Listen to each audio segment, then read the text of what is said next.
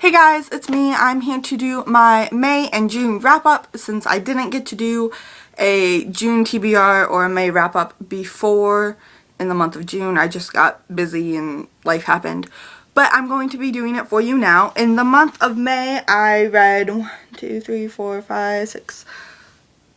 7 books, and in the month of June, I read technically 4, but one of the books was a bind-up of 5 different books. So first I'm going to show you the books I read in May. The first book I don't have a copy of, but that was Forever by Maggie Stiefvater, and it was the last in the Shiver trilogy.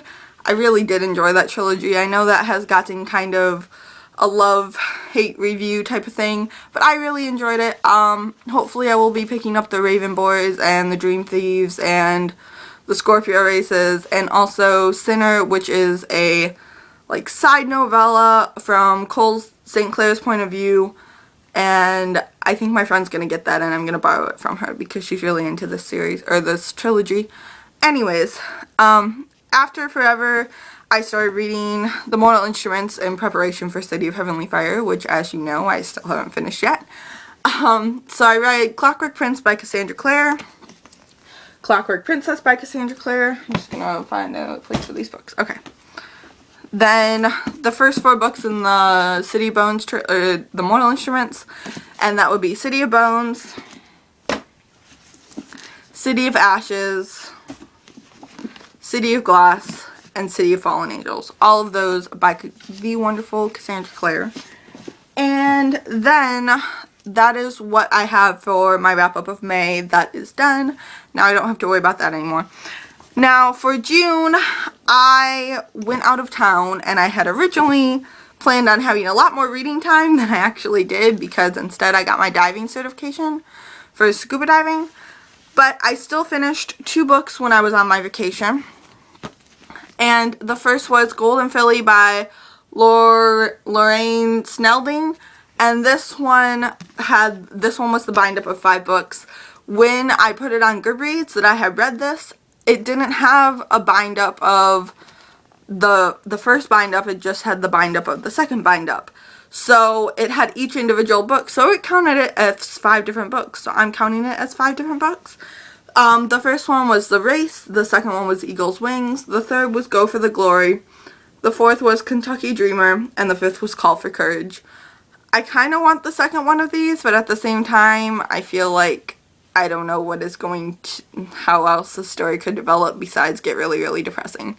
And that's pretty much all I'm going to say about this in case you decide to read it.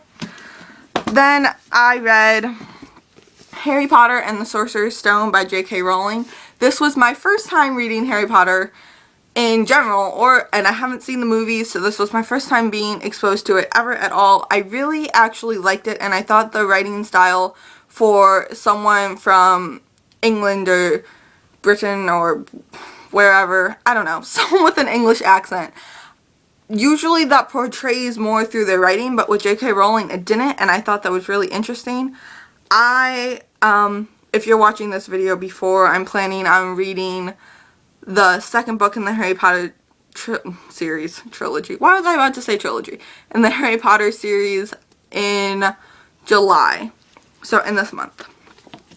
Then the next 2 I actually read for a 24-hour readathon that was hosted by Mika from Manderson XOXO and a couple other people, however I don't remember their names.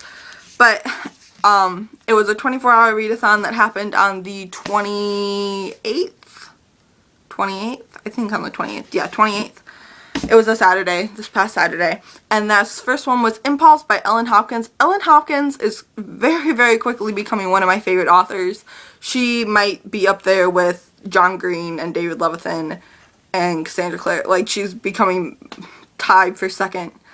And it just makes me so happy because I love her books so much, and they're I don't even know how to describe them. You have to be in a certain mood for her books, though.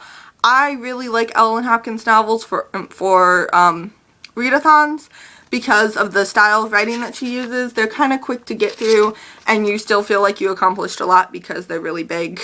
But I really love them. If you like, I don't know. I don't even know what these would be considered as. Realistic fiction?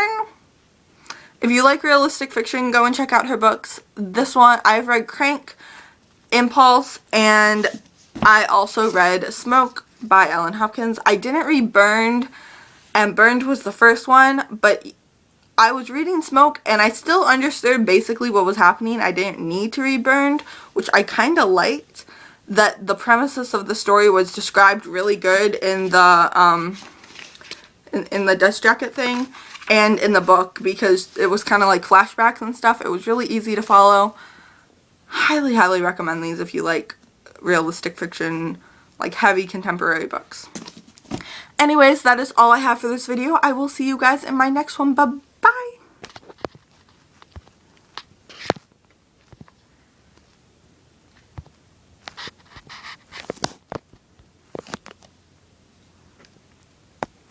Because talent and I can't shut off a camera.